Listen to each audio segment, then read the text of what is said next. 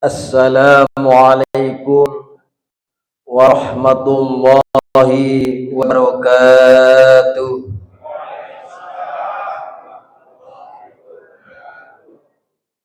Ini suaranya sampai ke bawah ya, sampai ke atas, ke langit. Assalamualaikum warahmatullahi wabarakatuh.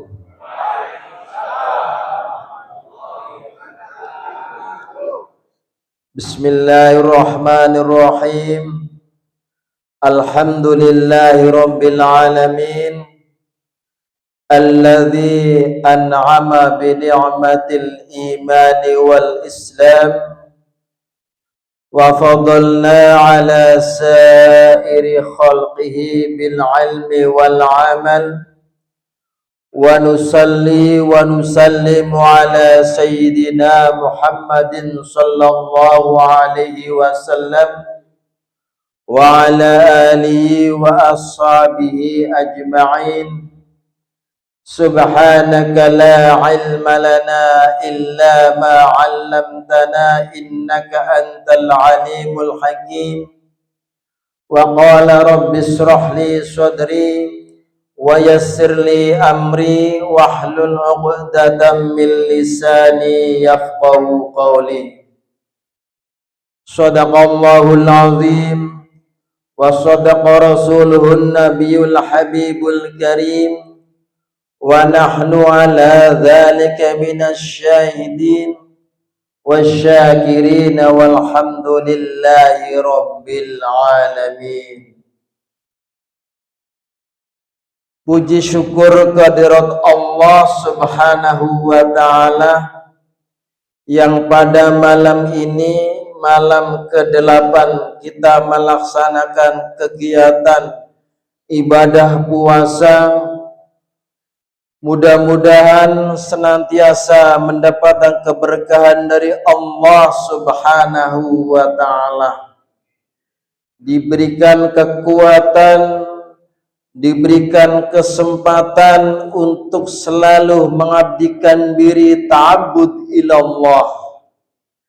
Dengan itu kita berharap apa yang kita lakukan, apa yang kita selalu mendapatkan ridha dari Allah subhanahu wa ta'ala yang maha agung, sehingga kita semuanya tergolong orang-orang min ahlil jannah, amin Allahumma amin. Salawat beserta salam semoga tercurah limpahkan kepada junjungan kita Nabi Allah Baginda Rasul Nabi Muhammad sallallahu alaihi wasallam yang telah menuntun kita minal zulumati ilan nur, sehingga pada malam ke-8 ini insya Allah atas sunnatullah yang beliau ajarkan kepada kita, tuntunan yang telah diberikan sebagai modal dasar kita untuk mengabdikan diri kepada Allah subhanahu wa ta'ala, yaitu salat tarawih. Insya Allah ini salah satu bukti bahwa kita mencintai Rasulullah sallallahu alaihi wasallam dan kita juga selalu membaca sholawat kepadanya. Mudah-mudahan ini menjadikan syafaat bagi kita semuanya atas izin Allah subhanahu wa ta'ala fi yaumil qiyamah, amin ya rabbal alamin. Hadirin wal hadirat jamaah sholat tarawih yang dimuliakan Allah subhanahu wa ta'ala, Ketua DKM beserta jajarannya dan juga para jamaah rahimakumullah. Pada malam ini kami diberikan tugas untuk kultum tentang mengenai keluarga yang taat kepada Allah subhanahu wa ta'ala akan menghantarkan kebahagiaan.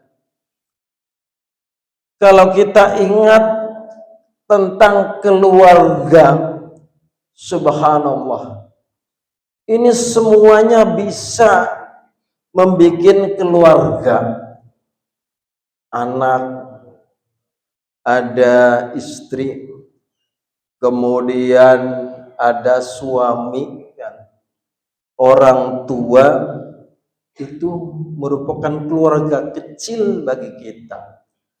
Mampu semuanya insya Allah bisa.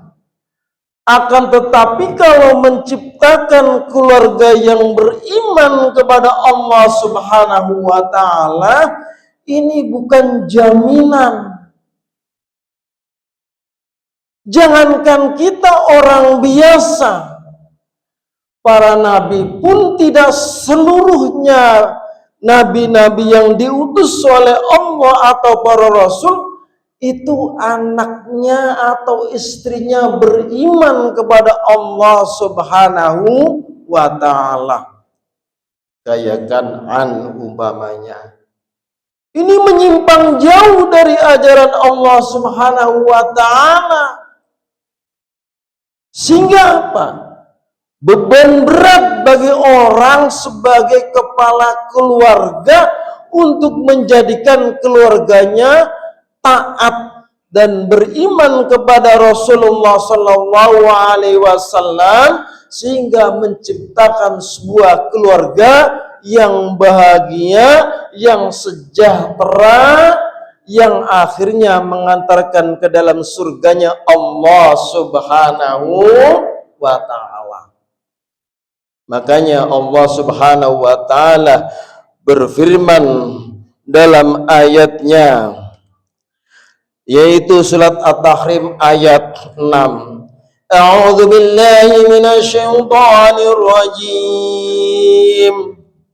Ya ayyuhalladzina amanu qu anfusakum wa ahlikum nara wa quduha an-nas wal hijarah عليها ملائكة غلاظ شداد لا يعصون الله ما أمرهم ويفعلون ما يؤمرون. Wahai orang-orang yang beriman, ya tentunya kepada Allah. Kepada siapa lagi kalau bukan Allah? Istilah beriman ya masing-masing dari semua agama. Tapi dalam konteks ini kita puasa di bulan suci Ramadan sebagai muslim, sebagai muslimah, sebagai mukmin dan mukminah, tentunya yang dipanggil orang-orang yang beriman adalah iman kepada Allah Subhanahu wa ta'ala. Qu anfusakum, ini fi'il amarnya begitu, qu anfusakum, yaitu tadullu al jam'i. Nah, qu anfusakum, peliharalah dirimu. Kita masing-masing suruh memelihara, suruh menjaga. Walikum nara, dan keluargamu bukan hanya diri pribadi seorang, akan tetapi juga keluarganya. Ada istri, ada anaknya, ada orang tua, kan begitu. Sampai-sampai Nabi Ibrahim alaihissalam menginginkan orang tuanya beriman, berdoa kepada Allah Subhanahu wa ta'ala supaya beriman kepada Allah. Itu tanggung jawabnya Nabi Ibrahim kepada ayahnya. Hadirin jamaah yang dimuliakan Allah Subhanahu wa ta'ala, wahlikum nara, keluarga. Masya Allah.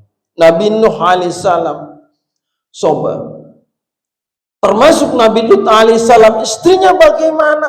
Ternyata bukan istri yang solehah, istri yang membangkang, istri yang merintangi perjuangannya di hadapan Allah Subhanahu wa ta'ala untuk menyebarkan agama Allah. kita punya istri yang beriman, bersyukur kepada Allah Subhanahu wa taala. Menjadi istri yang taat, bersyukur kepada Allah Subhanahu wa taala. Terlebih anak-anak kita sebagai cikal bakal nantinya, sebagai regenerasi. Siapa yang akan meneruskan syariat Allah nanti? Kita semuanya bakal dipanggil oleh Allah. Kemudian yang meneruskan adalah anak cucu kita. Anak cucu kita kalau bukan dibekali dengan syariat Allah, maka inilah yang kita khawatirkan para hadirin jamaah yang dimuliakan Allah Subhanahu wa taala. Kita sudah banyak mengetahui betapa dahsyatnya dekadensi moral di negara ini. Anak-anak kita, Masya Allah, yang namanya tawuran, yang namanya huru hara, ini Masya Allah banyak yang meninggal karena bacokan. Itulah yang dikhawatirkan oleh kita. Maka kembali lagi kepada diri kita sebagai orang tua, bagaimana dengan tanggung jawabnya kepada anak-anak kita. Nabi Muhammad sallallahu alaihi wasallam bersabda, kullu mauludin yuladu 'alal fitrah. Setiap anak yang dilahirkan di permukaan bumi ini itu dalam keadaan suci, dalam keadaan fitrah, sesuai apa yang dikehendaki oleh Allah Subhanahu wa taala sebagai penciptanya. Makanya bagaimana tanggung jawab kita terhadap anak-anak kita? Fa inna ma abawahu yuhawidanihi, maka sesungguhnya kedua orang tuanya yang akan menjadikan dia Yahudi. Walaupun tidak Yahudi, kadang-kadang perilakunya seperti orang-orang Yahudi. Ayunasirani, atau juga dia menjadi orang-orang Nasrani. Walaupun tidak menjadi orang Nasrani, kadang-kadang perilakunya seperti orang Nasrani. Ayumajisani, atau juga mereka beragama Yajusi, menyembah api, menyembah batu, dan lain sebagainya. Ini yang kita tidak harapkan semuanya. Bagaimana memegang supaya anak-anak kita ini tetap fitrah? Maka pendidikan itulah yang berperan. Pendidikan tarbiyatul ula, orang tua perempuan khususnya. Bagaimana di rumahnya. Kemudian tarbiyah di dalam dia mencari tempat pendidikannya, dikemanakan anak itu? Apa dibiarkan?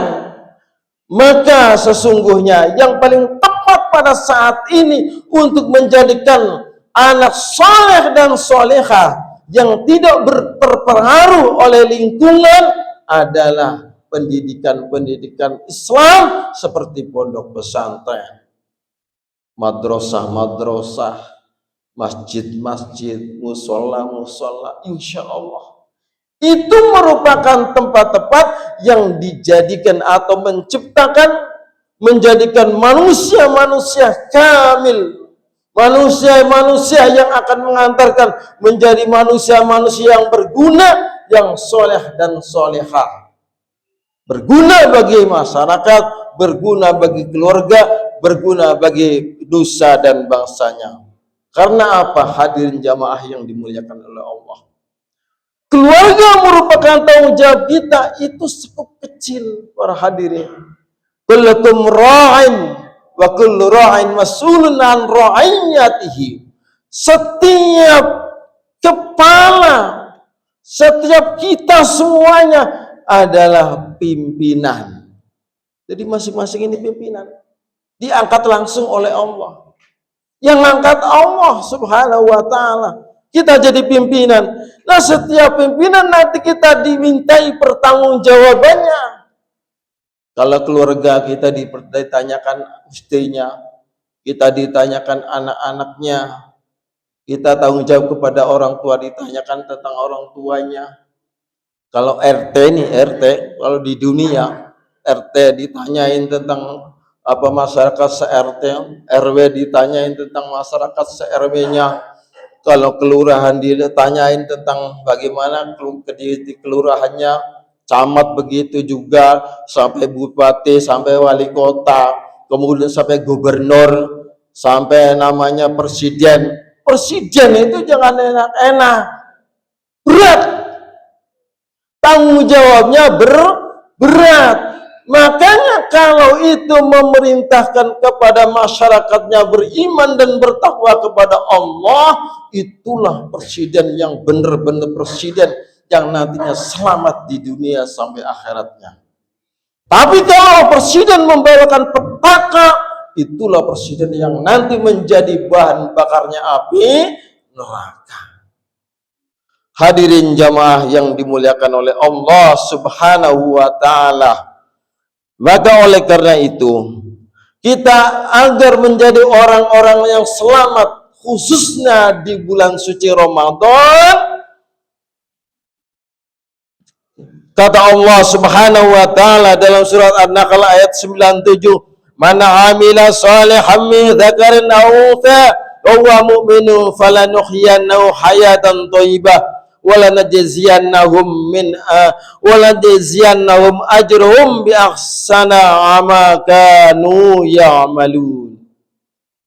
Barang siapa yang beramal soleh, perempuan, laki-laki ataupun perempuan, dia beriman kepada Allah, maka kata Allah, sungguh kami akan memberikan kehidupan kepadanya, kehidupan yang baik, dan akan memberikan balasan dengan pahala yang lebih baik maka yang daripada apa yang dia lakukan.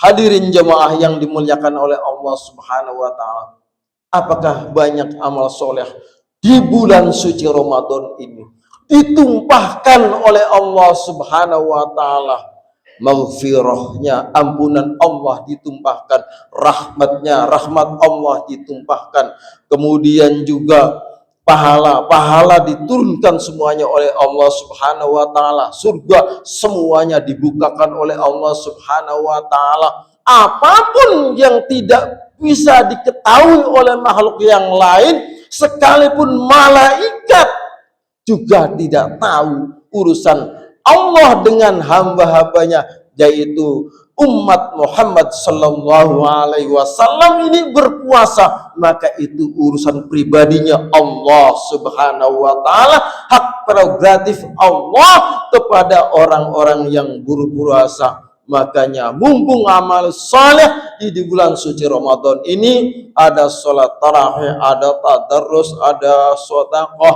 ada berbakti kepada orang tua, saling bersilaturahim, saling memaafkan, masya Allah, tidak terhitung para hadirin jamaah yang dimuliakan oleh Allah Subhanahu wa taala. Maka insya Allah akan tercipta suatu keluarga.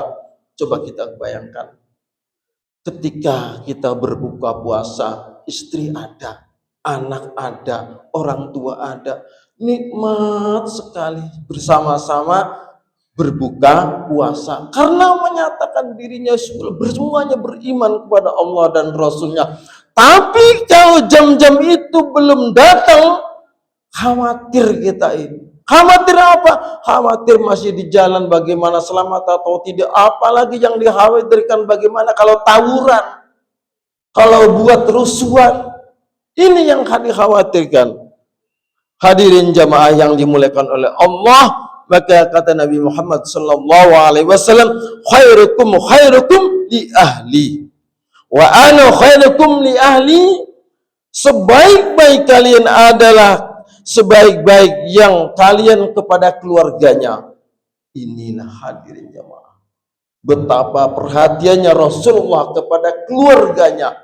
Maka bila mana Rasulullah sebagai suri teladan bagi kita semuanya, maka ikutilah apa yang diajarkan oleh Rasulullah dalam membuat keluarga yang sakinah, mawaddah, warahmah, yang mengantarkan kepada kebahagiaan bukan hanya di dunia tapi sampai akhiratnya. Rabbana atina fid dunya hasanah wa fil akhirati hasanah wa qina adzabannar.